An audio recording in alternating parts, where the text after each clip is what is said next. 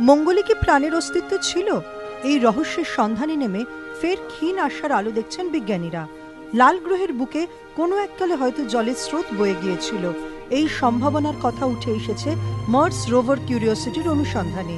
কিউরিওসিটির পাঠানো ছবিতে দেখা গিয়েছে মঙ্গলের বুকে অসংখ্য বড় প্রস্তর খণ্ডের অংশ। বিজ্ঞানীদের ধারণা দীর্ঘদিন ধরে কোনো কিছুর নিচে চাপা পড়েছিল এই প্রস্তর খণ্ডগুলি।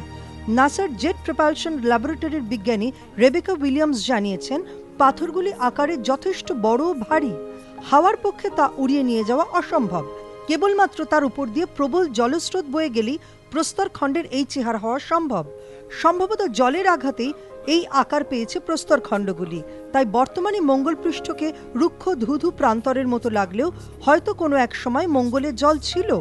আর জলের উপস্থিতি থাকলেই অনেকটাই বেড়ে যায় প্রাণ সৃষ্টির সম্ভাবনাও। এই পাথরের টুকরোগুলির রাসায়নিক বিশ্লেষণ হলে আরও নতুন তথ্য উঠে আসবে, খুলে যাবে মঙ্গল গবেষণায় নতুন দিগন্ত, এমনটাই মনে করছেন গবেষকরা। এবিপি আনন্দ।